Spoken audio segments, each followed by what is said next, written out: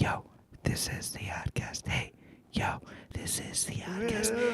Hey, yo, this is the Oddcast. Hey, yo, this is the Oddcast. Maybe everything that dies someday comes back. Put your makeup on, fix your hair up pretty, and meet me tonight in Podcast City. 'Cause tramps like us, Maybe we were born to podcast. Hello, welcome to the Oddcast. My name's Dylan. And this is Oscarino. It's been a while.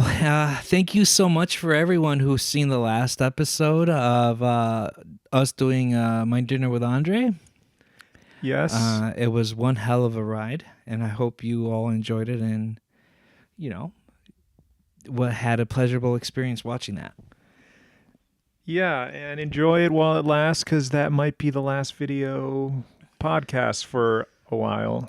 Yeah. If you didn't notice, you're not seeing our faces right now. We're trying something new. We're doing audio for this one. So from viewer visual experience, now it's going to be a bit of an audio experience. So yeah, which I think in the very first episode we did, you talked about how you prefer audio podcast to video, and I was like, no, we got to do video. It's the way of the future. But now I've come around to realizing you were right all along, and video podcasts are an abomination. I don't want to see the person's face sometimes. No, it makes it like a cheap YouTube video, except more boring because it's not edited in a YouTube video way. So now you're just looking at people talk. Do you watch that podcast? The comedian that does 3-hour podcast every day, Kill Tony, is that what his name? Well, yeah. I mean, you're talking about the show Kill Tony with the open mic kind of vibe. Yeah, and it's the same people or same group of people almost every episode.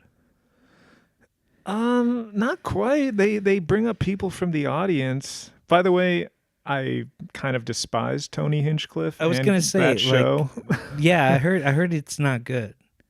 It's entertaining, but ever since he jumped on the Trump bandwagon last year, and I just can't really watch the show the same way. It was never that good.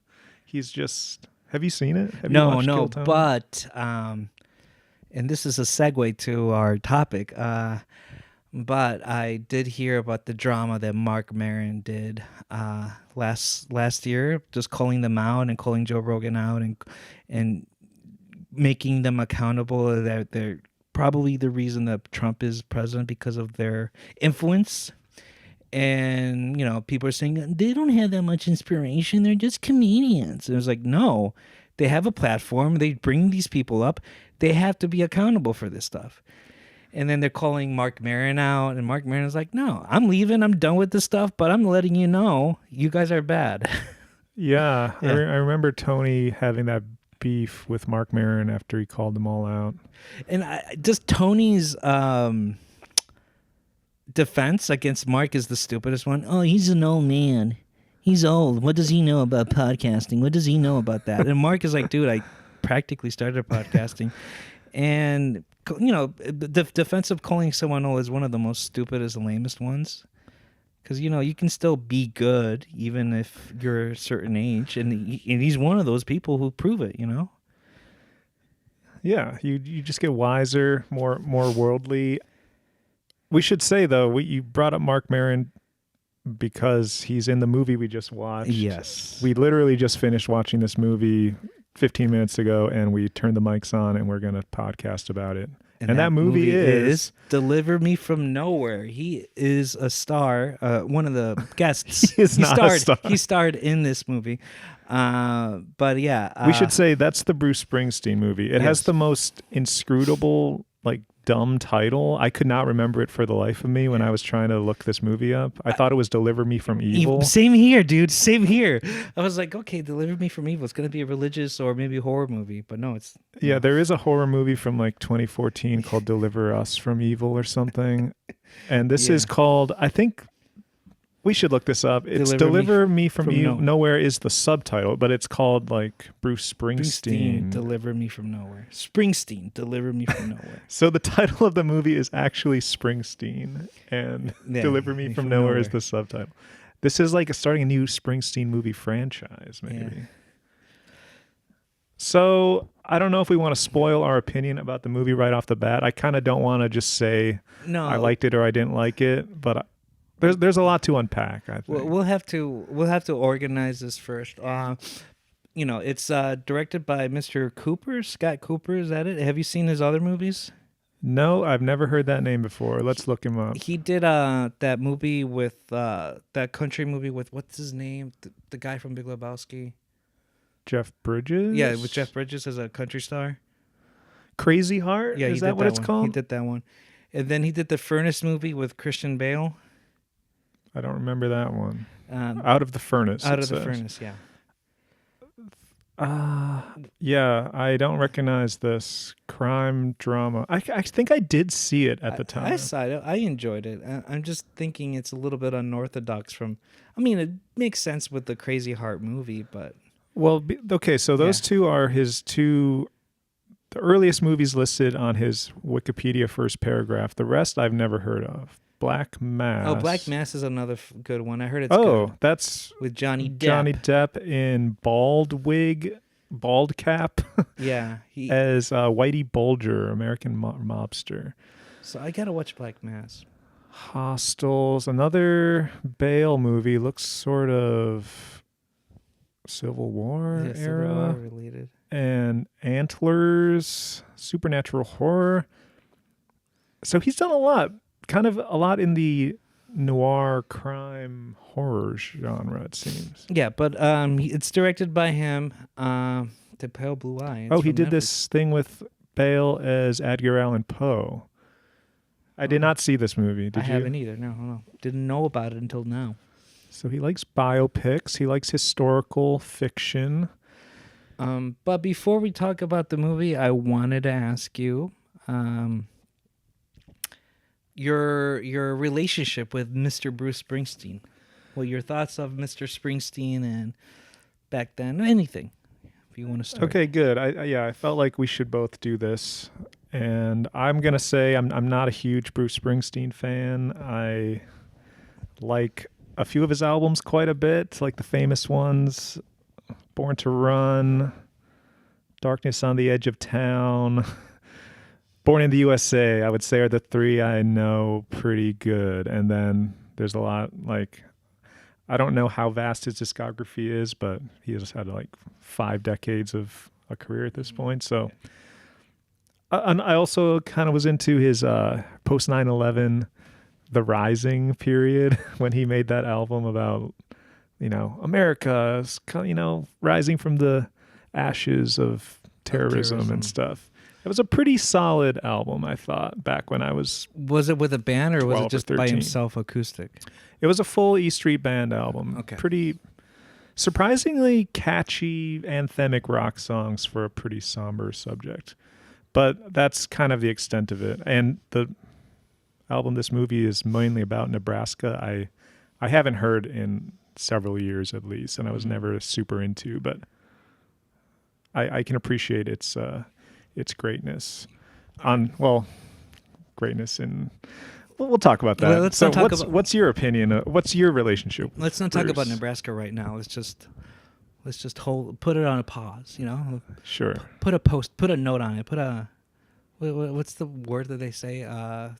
The corporate America. Pin in it. Let's put a pin in it. No, my relationship with Springsteen is that, I heard about him, since the beginning of knowing what music is, but hearing the songs and the radio and all that stuff, I thought they were boring. I didn't know where it went. I thought it was just very plastic, like all in one box. I heard the Born in the USA music and I hated it. I just had that 80s production that I don't care for in the 80s music. But having said that, that music that I hated also is what made me like it, and it all started going to a karaoke bar with a friend of mine, and my friend's brother decided to sing Dancer in the Dark. And I heard that song all the time, and I hated it. I just thought it was a stupid song. But have you ever had an experience when like you didn't care for a song, or you never paid attention to a song at a karaoke, and then after seeing that karaoke experience, like, whoa, that was a fucking great song? And that was for me with Dancer in the Dark. And the line that really got me into Bruce in that song was, "You can't start a fire without a spark." And that really resonated with me a lot. Who was performing the song at the karaoke? My friend's brother. Your friend's brother. Yeah. And he did a good rendition of it? Yeah, he did. I think that's beautiful. I know exactly the feeling you're talking about. I don't go to karaoke much, but like hearing a song in a new context and you appreciate it in a new way. And then I went to a rabbit hole of listening to Bruce, and then I heard, wow, all because of that one karaoke performance. that one line. You got to thank your friend's brother. Oh, I should thank him next time I see him, but I think he knows. But I've been hearing from hardcore Bruce Springsteen fans, they don't care about Born in the USA, they care about the early stuff. And then that's when I decided to listen to the early stuff, and I really got into him. Like, I really, really like his rawness and his early stages. Yeah, and I mean, it's wild to realize that Bruce was only in his early 30s when Born in the USA came out, as the movie explains. Yeah. He's like, I'm 31 or 32. I'm sitting on my dad's lap. I'm 32. Well, spoiler alert. So, I mean, he was still early in his career, but Born in the USA was definitely peak 80s pop Springsteen, I feel like. So you're talking about his very first couple albums? Yeah, his first three albums. Greetings from Asbury Park, is that one? Yeah, and the East Street Shuffle, I think it's what it's called. The something, album. the wild, the something in the East Street Shuffle. And then the third one is Born to Run. I want to pull up his discography real quick. Yeah, I think my favorite album is the second one because I love Rosalita so much. That song is so good. But the hardcore fans really do believe that the most important albums is Born to Run, Darkness in the Edge of Town, and The River. You know, like that's the best way to start it. But no, man, I really like the first three albums the best out of everything. See, that's the shot, the Darkness on the Edge of Town cover where he's wearing this black jacket with the white V-neck that you brought up in the movie that Jeremy Allen White wears. They were basically recreating that pose at some point, but he's outside at night. Okay, so you seem like you have a pretty well-rounded... Like, look at this discography, though. After Born in the USA, there's looks like 20 albums that I've never heard these... I'm sure if you're a big fan, you know Tunnel of Love, Human Touch. Well, also, I don't know that much about his history, but I know like around the 80s, the E Street Band breaks up. Okay. And then it's not until like the early 2000s, like you were talking about the Risings, when the band comes back together. So there's like a dark period of Bruce in the like mid to late 80s and 90s where he's not that well known. But he is also well known because he also played music for the movie Philadelphia. The Tom Hanks movie? Yeah, the Tom I Hanks don't movie. think I've ever seen that movie. Neither have I, but I heard it's a tearjerker. Really? I would have thought a movie buff like you would have seen Philadelphia. Dude, you know what's weird about me? Like thank you for that compliment. I am a movie buff, but I wanted to be a movie snob.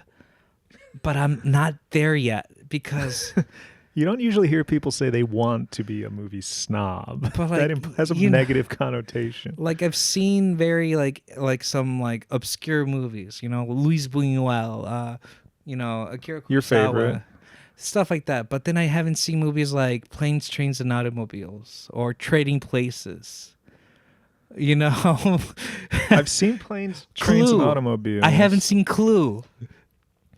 I mean, these are all from like I guess our parents' generation, and That's the sad thing about movie like culture. You just are going to miss out on the vast majority of stuff that's before your time unless you actively seek it out. Exactly. I haven't seen Grumpy Old Men. Have you? No. I heard that's a classic. Yeah, I no comment But on that. I have seen Glengarry Glen Ross. Have you? So have I. For some reason, that stands a test of time. You get a couple iconic scenes like "Coffee's for closers," Yeah. and then people will want to see your movie. I love Al Pacino's insult to Jack Lemmon in that movie. I think it's Jack Lemmon. You motherfuck. It doesn't say motherfucker, just motherfuck. I think Cool. that's good. I don't know why. It's just very good. I heard they were redoing that on Broadway live with Bill Burr as one of the actors. Who's he gonna be? Is he gonna be Alec Baldwin's character? I don't think it's Alec Baldwin. I don't know who they got to be the Alec Baldwin role. Or is he gonna be Kevin Spacey's character? No idea. But I just wonder how well that movie plays today because it seems so of its time. And I mean, play, right? It was originally a theatrical play. Yeah. It's one of those movies where you know that it's based on a play because it feels like a play as you watch the movie. Yeah. I just watched a movie that had that vibe too. Oh, Star Wars Episode 2, Attack of the Clones. It has that theater vibe. It's just every set you can tell it's just the 2 or 3 actors in that scene on the same green screen set. It's kind of like our My Dinner with Andre. Oh my god! It just feels so small, the production, or just everything feels fake around the actors. Horrible movie. But anyway, do you love that the new that movie was done before our generation, arguably, but the fan base skipped like a generation or two? Like, people younger than us love the first 3 movies. Yeah, I have heard, if you grew up and the prequels were your Star Wars, of course you're going to have fondness for it. But they're objectively far worse. We grew up in those Star Wars, and we hated it. I mean, I don't care for it. Well, I was 10 when Phantom Menace came out, and I already was a huge fan of the original movies. Yeah. So seeing that, I was immediately like, this is cool, but it's not as good as the ones I like. Exactly. But if you were maybe a little younger, 4 or 5, watching the Phantom Menace, I could see you being dumb enough so cool. to believe it's good. Darth Maul, 2 lightsabers. So good. Excuse me, it's 1 double-edged lightsaber. Oh my goodness. He's dead. I liked him so much. Okay, there's a lot to talk about with the Springsteen movie. We should actually just jump right into it, I think. No. No. I want to talk about 2 more things before we give out our opinions. 1, your thoughts on the album Nebraska. Like I said at the beginning, I haven't heard it in years. I still remember some of the songs, like Atlantic City is a very memorable one, and I think the title track about about a murder, right? Something to that effect. Yeah. Haunting song. This ties into the whole plot line of the movie, but I think it's pretty cool for an album to be basically recorded by the artists in their home and in a time when that was pretty unusual. Maybe the first. Is it the first album put out that was basically a home recording from that era? It could be. I think this album is good. Before I listened to the East Street side of Bruce Springsteen, I really like Nebraska a lot. But I will admit that it takes a lot of brain power for me to listen to this album because I have to pay close attention to the lyrics, and it's very hard to understand them because of all the muffledness, and then his tone and his timbre. He kind of slurs his lyrics, so it's hard to understand what he's saying. But when you are getting into that vibe, then he's a great storyteller. He's a great storyteller in the songs. Yeah. And I don't want to be that poser, but I do think Atlantic City is my favorite song. But there's moments where I really enjoy Johnny 99 or Highway Patrolman. But like what the movie says, it gives a good atmosphere, it has a good emotional tone and depth to it. But I also want to mention this, that if to warn the viewers, I'm gonna reference this podcast I listen to a lot called The Best Show. AP Mike, who's a producer of The Best Show, has said that this album is one of those albums where like the hipsters say, yeah, I don't know Bruce Springsteen, but I love Nebraska. Like, do you think this is like a hipster album? Like, you know, people who call themselves music nerds don't know this stuff about him, but they only talk about Nebraska because it's like the hip thing to do. Maybe even this. Do you think he's the trendsetter of hipsters? Jeez, I don't know. Hipster kind of, I think, means something different now than it did when, I don't know, in different eras it means different things. I don't even know how to approach that question. I just know my own personal experience towards it. I don't know how anyone else feels about this album, but like I'm rarely in the mood these days to listen to like primarily acoustic driven folk music. And Wow. maybe I'm just like that goes crazy against your roots, man. Your name is just based on that. I'm named after Bob Dylan, but look, Bob Dylan has way more full band rock albums than he does acoustic folk albums. But people still cling into the acoustic side more than anything else in his own discography. Yeah, and I've had my time with those records and that style of music where I found it really profound and like deep, but it's just where I am in my life now, that music has a different role to me, and I want to play music that kind of invigorates me and gives me energy, and I want to hear like drums and rhythm section and other stuff. So I can always appreciate why people like an album like Nebraska, but I don't really seek it out. And is that why you're now a Red Hot Chili Peppers fan? Am I? Are you? I've always liked some of their music, but I can't remember the last time I listened to Red Hot Chili Peppers. Is this why you need to like you're thriving for some Anthony Kiedis in your blood? No, and that's a really random pull to bring up. You know, because you can't do the folk side. You need the drums, you need the guitar, you need the bass, you need something that drives you. No, I'm more talking about like Chapel Roan, Sabrina Carpenter, shit like that. That's my vibe these Charlie days. XCX. Yeah, I like Charlie. Who's your favorite out of the three? Out of the three, I think Chapel Roan's by far the best artist, but all three of them have a unique perspective. I never gave Sabrina Carpenter a chance, but I never even heard her music, but just the things that I see around, I'm like, okay. You just have to realize it's camp and it's kitsch, but done in a very elevated, like polished way, and it's kind of regressive in a lot of ways, like the imagery around it, but it's well made, catchy music. So got it. Can't hate on it. All right, so now that we're done about Nebraska, now I think the next thing we should talk about is just what the movie's about, which is really easy to mention. Is it?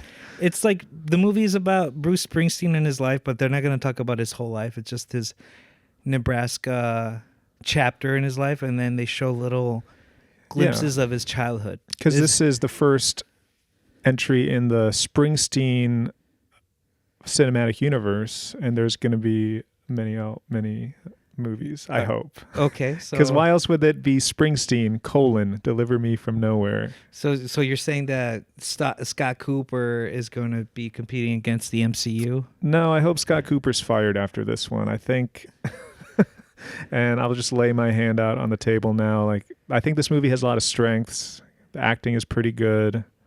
Good music, recreation, and performance footage, but I think the directing, maybe it's the screenplay, like it didn't deliver. Add up, and no pun intended.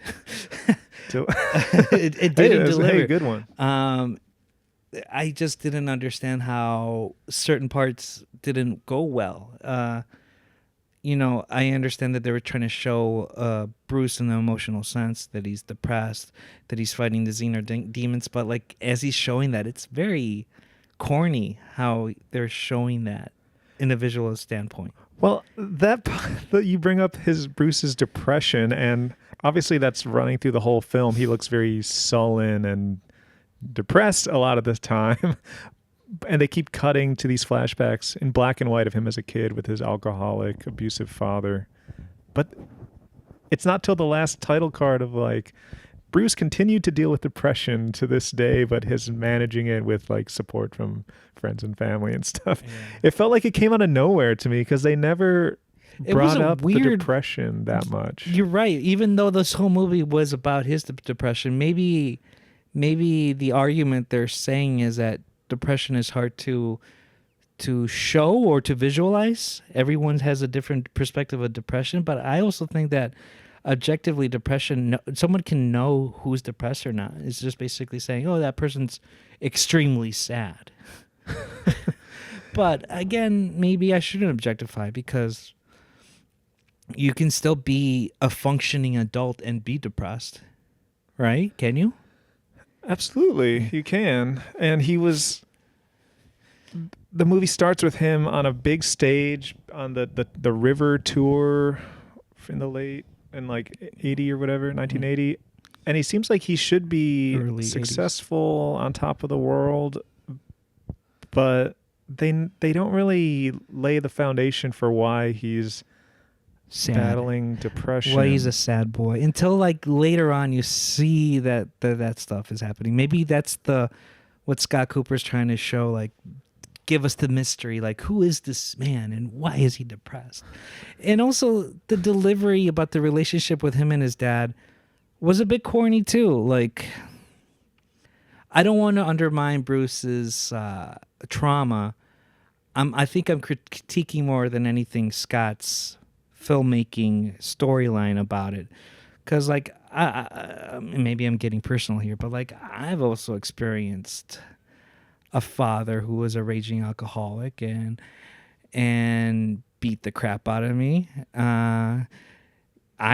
Sure, I got daddy issues, but seeing it how Scott directed it, it was very like it was very surface level. It didn't go deeper, right? Do I make sense when I say that? It absolutely. I wish it went deeper instead of just showing like a fragile little kid. And yeah. I just saw here, screenplay is also by Scott Cooper, the director, but it's based on a book by Warren Zanes. Yeah, I agree totally. A lot of stuff felt kind of half-baked, especially with the father issues. But I think there's a larger problem with doing a biopic of any musical artist, True. any person, and this picked an unusual approach of starting in the middle of the career, like kind of one of the heights of the career, like an early peak, and then he goes deep and introspective for Nebraska, but then Born in the USA comes out around this, like just immediately after, and is huge. But we don't get the whole slow buildup of him from a kid to a teen. Yeah, exactly. Or just getting to know the band or starting the band. You're right. I kind of would rather have seen that movie, even though I get that they think that's corny or whatever. Yeah, I agree. Especially to people who don't know anything about Bruce Springsteen. Yeah. Like I think this movie comes with homework. Like before you watch this movie, you need to know about Bruce and what his life is. Which shouldn't be that way. Exactly. You got to realize if you're putting out a movie in 2025 and you expect people who aren't baby boomers to enjoy and watch your movie, you got to explain things a bit more or give people more context. Yeah. Maybe they just figured Gen Z and below, they're not even going to care about this movie anyway. Maybe they won't, but Jeremy Allen White, he's a popular young actor. He is a good actor. And also, I do want to mention... I did not say good. I said popular and young. But I'm saying he's good. He is good. He is good. I do want to say that his Vocals in this movie was good. I was impressed. Yeah, shockingly close to very, Bruce. very close. Makes me feel like some like trickery was going on. I AI. I was gonna say AI. Did you hear about the Brutalist? Have you seen the Brutalist? You know, I tried watching that movie and I got so bored that I couldn't finish it. Okay, I can't blame you, but I liked it a lot. But this is the controversy about it. They used AI, a portion of the AI for his voice. Oh yeah, I heard about that. To make got- his like Hungarian or whatever accent thicker. closer. Yeah, which got me angry. I'm like, come on, dude, you're cheating. Like, I feel like that's cheating. Yeah, that's a really gray area. And he won an Oscar. He did? He won an Oscar for that movie, yeah. Wow, has it been a year already since Adrien Brody got the Oscar? Yes. Wow, time flies. That was a horrible speech, by the way. I hated how he was just like monopolizing time on the stage and being like, you can't turn on the music. He did it twice in his career. I think the part that disturbed me the most is the part that he decided to throw his gum to his girlfriend or wife because he was chewing gum, and before he said his speech, he's like just threw it to him. It's like, dude, if that's the case, either swallow it or just don't chew. And Adrien Brody's spouse uses he/him pronouns. Oh, You said threw it to him. Oh, threw it to her. Sorry, threw it to her. He threw it to her. Sorry to yeah, call yeah. you. No, yeah, sorry. Sorry, I'm very hyper aware of pronouns these days. For threw it to their personal partner. reasons. No, I get it. Thank you for correcting me. I'm just busting your balls, as they would Busting say. my bees. But yeah, I have so much more I could go off on Adrien Brody about. For one thing, his painting career. I was gonna say, what do you think of his paintings? He's got technique. You got to admit, he's got technique. Problem I have with him is his composition is bad. Like, Let's start. I I want to hear it. Let's just rant away. mean, the only one I've really seen has, I think, a Marilyn Monroe face in it. Do you know the one I'm talking about? No, the one that I kind of remember is the Mickey Mouse. It's like, Oh, maybe I'm thinking that. him like trying to imitate Banksy doing Mickey Mouse. Well, there's Monroe. There's Lisa Simpson. with a Charlie these Brown are thing. kind of good. The first Google result is Adrien Brody flashing a peace sign in front of two giant, kind of abstract expressionist meets pop art. It's very corny when he canvases. does that. Okay, never mind. I don't want to talk about Adrien Brody anymore. I mean, think I he's do- a narcissist and, good actor, but maybe should stick to acting. Okay. God, I feel like such a hater. Let's That's get back to okay. the movie. Speaking of other hate, so this is where I ask myself: is if this is the director's fault or the actor's fault? Because there are moments where the actors shine, and there are other scenes where the actors kind of lay flat. And we were both laughing incredibly on Jeremy Strong's accent coming out of nowhere and sounding like Woody Allen. Yeah, Jeremy Strong has a very weird performance in this movie. Is it just me, or did his accent change from scene to scene? Yes. It's like he couldn't decide what kind of character he was supposed to like be. in the beginning, I heard more of like a confident, strong man, but he'll also be willing to be vulnerable and all of that. And then out of nowhere, just the shaky Woody Allen, like, I don't know what to do kind of thing. Like even a little bit of Jerry Lewis. Jerry Lewis. Okay. Yeah.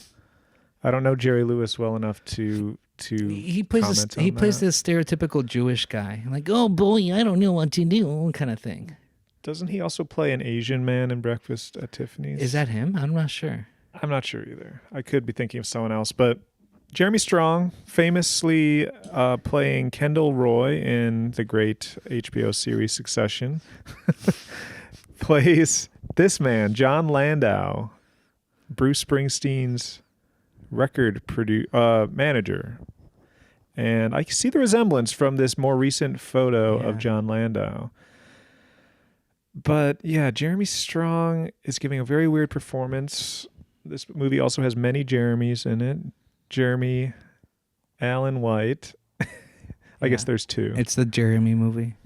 So you've got Jeremy Allen White from The Bear, Carmy, the chef, and Kendall Roy, his manager. Yeah.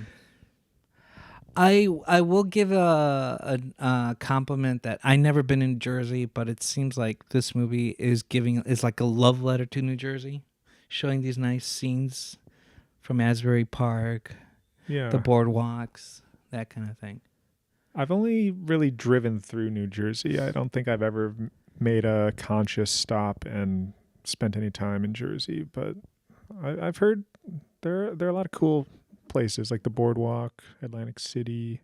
Well, cool relative term. I'm sure they're kind of seedy and like of casino kind of vibe as well. Yeah, especially in Atlantic City. Yeah, so has there ever been a good biopic? That's a good question. There's ones that are well received for sure. And also, now that it stands the test of time, has it improved? Like, I remember people loving Ray. Oh, yeah. People loving Walk the Line. Uh-huh. But if we watched it now, would it be good? Probably. Like, I remember finding those movies effective when I was young and seeing them, but would I ever want to revisit them?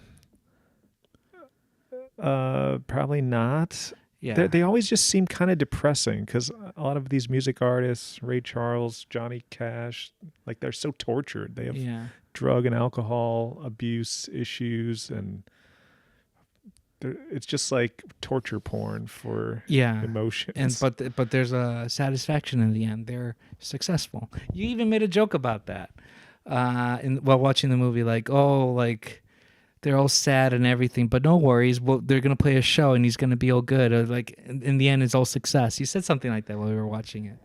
Yeah, because it's like 10 months later. And I thought, oh, well, now things are great. Born in the USA came out as a huge hit. Yeah. It's just not a good movie. And also, I wanted to mention this to you. So again, I for the viewers who don't know, there's this podcast I listen to a lot called The Best Show with Tom Sharpling. It originally started in New Jersey at WFMU, and then it evolutionized to be an independent show in LA, and they still do episodes and all that stuff. But they are from Jersey.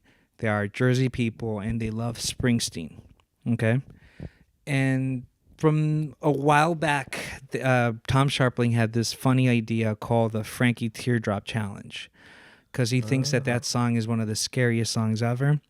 He says, like, I want you to record yourself or do something and, like, driving or going to a roller coaster ride and listen to that song and tell me how it is. This is the song Frankie Teardrop by the band Suicide, is that right? Yes. Which is featured prominently in this Bruce Springsteen movie, weirdly. Exactly. So that's like one of the jokes from this show. If you've seen it, if you watch the show frequently, you know it's brought up several times, the Frankie Teardrop Challenge. But you know, I've been listening to the show for a long while, and they haven't brought up that Frankie Teardrop Challenge for like 2-3 years. And then out of nowhere, this movie came up, and they're putting Frankie Teardrop while he's driving a car when something suspenseful happens. It's just one of those things where you ask yourself, are they referencing The Best Show? Is this a Best Show reference? Oh, yeah. I wonder if someone involved in The Best Show worked on this movie somehow. No. I think a fan of The Best Show worked on this movie. Okay. Or maybe Bruce is on record for really liking that song. That's a weird... This is something I heard about the making of this movie, is that Bruce Springsteen seemed heavily involved. Oh, yeah, he was in the back of it. He would like show up on set. He's like, I approve. Which I find that kind of like... Which also sucks. A red flag. Because it's very biased, too. Yeah. you're not going to get really a true portrayal if the person is overseeing the production. Yeah, but and also it's going to be manipulative too. Like it's going to show his side.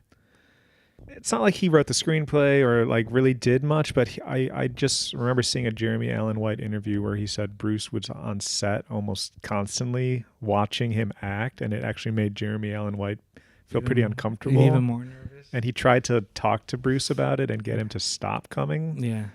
And Bruce backed off for a little bit, but then came right back to being there every day. Could that be the reason why he couldn't play the guitar? Like we were critiquing his finger picking. No, I just don't think weird. Jeremy Allen White can play guitar at all. And you can tell even when someone's miming and it's not their real guitar playing, it just looked like he's never held a guitar before. Yeah. Yeah, that's true. Kind of a bummer. I think Jeremy Allen White has a background in gymnastics or ballet or some really physical. I can see him doing gymnastics. I can see him doing the horse thing. Is that what it's called? Yeah, he's got a gymnast because he's got the shoulders for it. Yeah, you know. Which Bruce has that build too. He's not the tallest guy, but he's like. He's pretty tall in real life. Yeah, I was going to say Jeremy Allen White's quite a bit shorter. We did research about this. Bruce is 5'10" and Jeremy is 5'7", and in this movie, the portrayal is that he looks short. Bruce looks short when he shouldn't be. You know, he's not. So, all in all, my thoughts about this movie is, you can skip it. It's you know, if you're a hardcore Bruce Springsteen fan, yeah, you can watch it, but then you're going to be like, yeah, it could be better. But if you don't know anything about Bruce, don't watch it. Maybe watch, if you're really curious, maybe start watching the documentaries that are all around there, or just start listening to the music and then you will see. I think that's the best way. Just listen to the music. Yeah, I was going to say the same thing when you brought up Ray and Walk the Line. Like, what do those movies really add to your appreciation of these artists? True. Besides just dramatizing some scenes from their life that someone decided were impactful.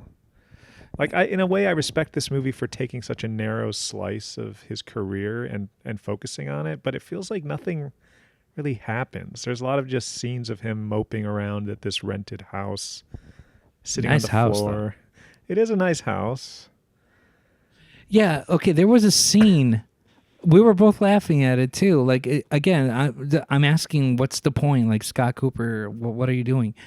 Where Jeremy Allen White and Jeremy Strong's character were both sitting down on the floor in the bedroom of this rented house, talking it out and having a good feeling and listening to music on the floor. Maybe good feeling, literally. They start feeling on each other's bodies. Maybe, and you were telling me maybe Bruce was behind the scenes like, that's what happened. That's what happened. We're on the floor. You know? Yeah. And also, we were also laughing at it because maybe, we shouldn't be saying it's laughing at it, but it's just, there was a little bit of homoeroticism there. But I don't want to call it homoerotic, but it was just pretty overt. Like, there's nothing, no real physical touch between Bruce and his manager throughout the movie. They have a very tender, almost father-son kind of relationship. Yeah. But then when they're sitting on the floor for no apparent reason, just listening to music. Yeah, he puts on some old like gospel recording. You said Sam Cooke. I thought it was Sam Cooke. It sounded like Sam Cooke. I wasn't familiar with that song, but he puts his hand on his knee, and then Bruce puts his hand on top of the hand that's on his knee, and it's weirdly intimate for these two men. Yeah. Not that I am like saying they shouldn't have done it or anything, but it was just it came out of nowhere. Exactly, like the cadence of the movie, just I don't know where that showed up. You know, you should build up to those kinds of feelings, and I don't think it did well. I'm going through the cast right now because I want to also highlight the actress Odessa Young, who plays Bruce Springsteen's love interest, who I was just curious if this is a real woman he was dating around this time. She plays a woman named Faye Romano. And I don't know much about Bruce's personal life besides his long long-lasting marriage to E Street band member Patty.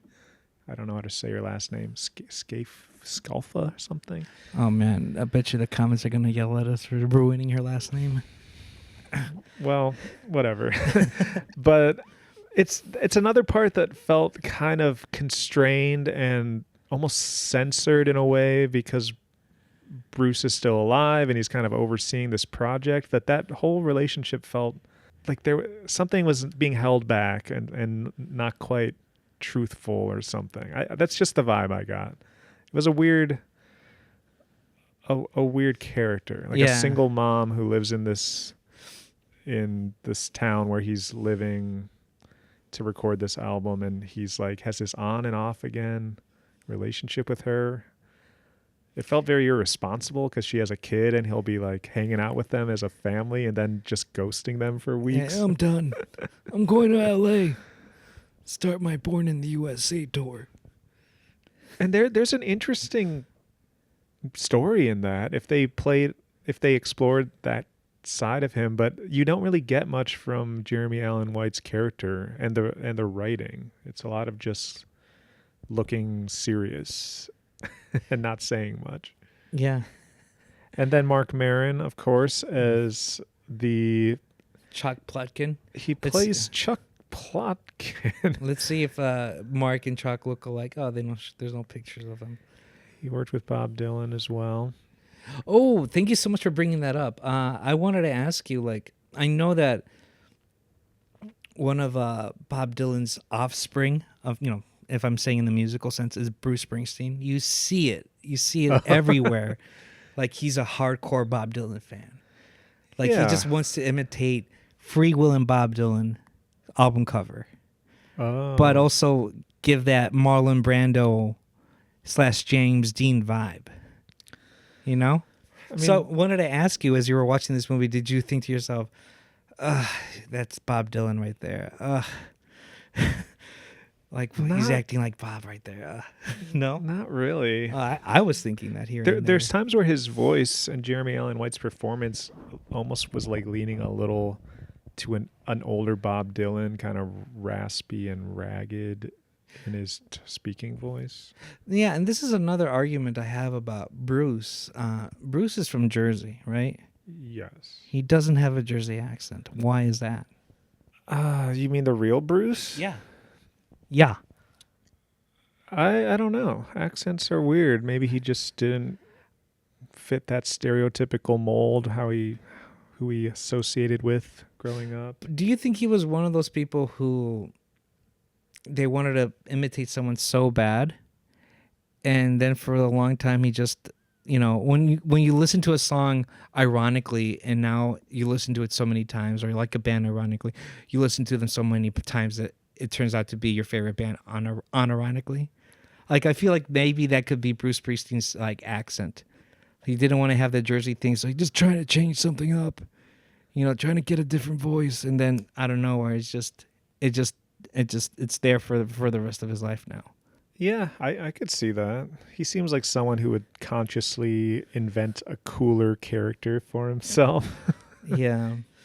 Not to be that jerk, I'm going to change the subject, but like, I think within time, even though I don't want this to happen, I have a feeling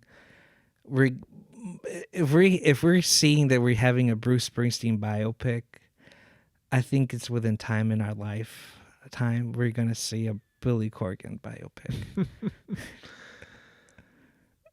Wow. That's crazy to think about, because I would think I would have a very different feeling about that kind of movie, just due to that music being important to me in my actual lifetime, as opposed to like feeling like my parents' generation of music artists. And I would probably be pretty excited to see it for that reason. I think it'll be very cringe. Yeah, but I think all these movies are cringe. And then imagine kind of unnecessary. Imagine like the movie production, they're trying to imitate 1990s Chicago, and we're gonna see that in the silver screen or stuff, on the big screen, silver screen. Yeah, man, period pieces. It's such a hard job, and the best you can do is make it not obvious when you're filming it in 2024 or whatever.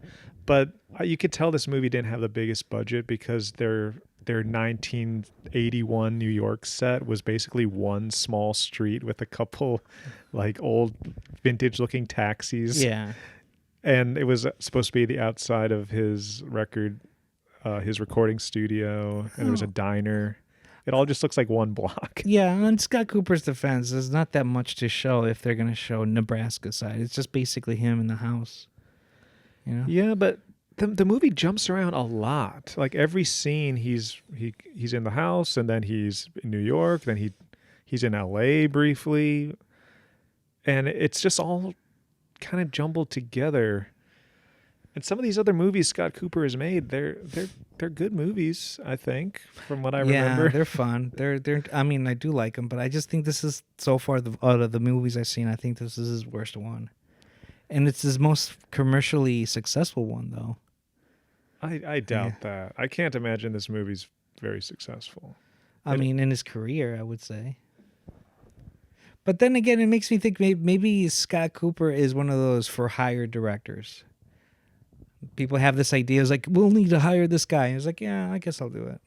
Whoa, gotta change the subject here because I'm looking at the cast and I see the drummer, who I said is a pretty good stand-in for Max Weinberg in the 80s, is Brian Chase from the Yeah Yeah Yeahs. Oh, yeah, he does look like him. That is a cool... Brian Chase is the guitarist of the Yeah Yeahs, right? Or no, he's the drummer. Okay. That's cool. He looks very tall and skinny in this movie. I guess I haven't seen him or watched any recent Yeah Yeah Yeahs videos in a while, but he does not even look like I remember him.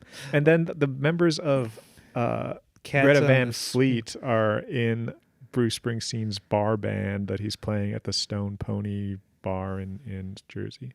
Interesting indeed.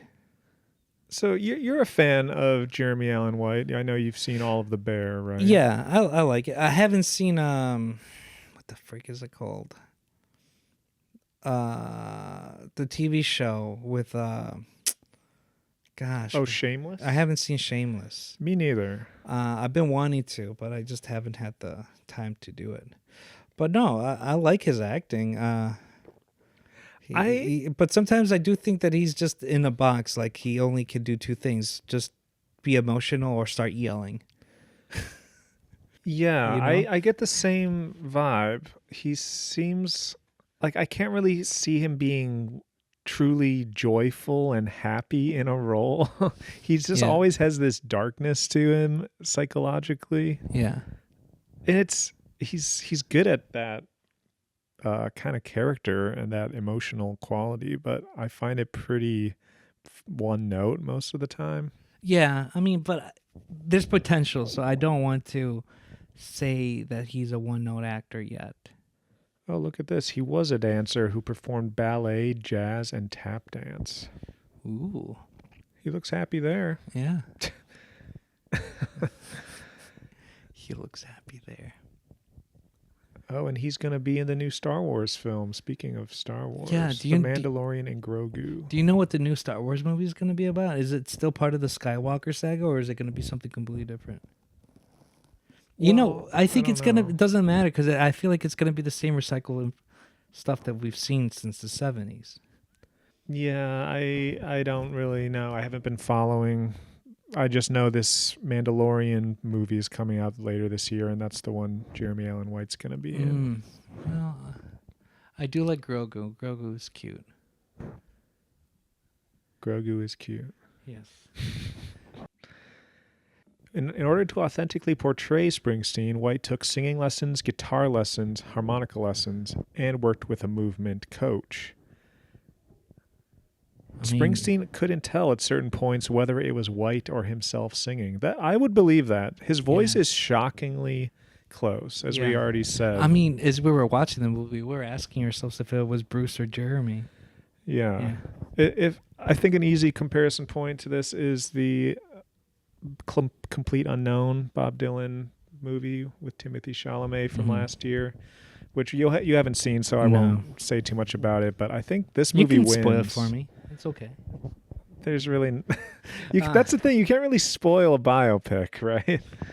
I mean, I guess you could, but nothing really happens. So you think this movie's better than the Bob Dylan one? No, I think the music recreation in this was better, maybe. Uh-huh. But that one, I think, was a bit of a better movie. And it's Okay. more ambitious. It showed an actual progression of him going from a complete unknown to a superstar, whereas this, you jump right in and he's already relatively famous and successful, and the Bruce Springsteen we all kind of already know. And that it just felt like something was missing. Like you said, you have to have prior knowledge of Springsteen to fully get the movie. Yeah. But I don't want to be such a downer. I think if you, but it's just a bad movie. It wasn't good. It's It just wasn't good. boring. Yeah. If we weren't watching it with the intent to talk about it, which why did we even choose this movie? Is it I because don't it's like know. a music thing and a movie thing? I don't know and how we've it been- started, but we just decided to do it. I think I just asked you if you had seen it because I And I feel like said you no. see a lot of these new I try to. prestige pictures. I try to catch up, but sometimes I'm way behind. Yeah, so neither of us had seen it, so it seemed like a good movie to watch. And we've never talked about Bruce Springsteen on the podcast, so I do remember that you and your artist friend talked about it, and I got very excited about it because he's right. You got to listen to the first 3 albums. I don't remember talking about Springsteen on any art cast. Yes. Oh, Roger. Yes, him. Roger's podcast. Yeah, Okay. yeah. He's the one who mentioned that. I could see him being into Springsteen, but he's more of like a Pearl Jam. Oh, he's a Pearl Jam guy. Well, See, all I that never 90s never stuff. given Pearl Jam like. I No, just don't care you're for right. it. He's a big Springsteen fan. Yeah. I just remembered. Just remember. I mean, dude, Bruce is great, man. He's great. He is. He's very like macho, but with a sensitive side. And like you showed me that Prove It All Night guitar solo from '78 live. He's an incredible guitarist that is very rarely talked about. I know. He's a layered man. Like you just gotta give him a chance, and then you see like, oh, there's a lot to package, to digest in this package. Yeah, absolutely. But, Well, have we said all we have to say I then think about so. this movie? I really think so. Well, I hope you enjoyed this review of Yes. Springsteen, Episode 1, Deliver Me From Nowhere. Bye. Goodbye.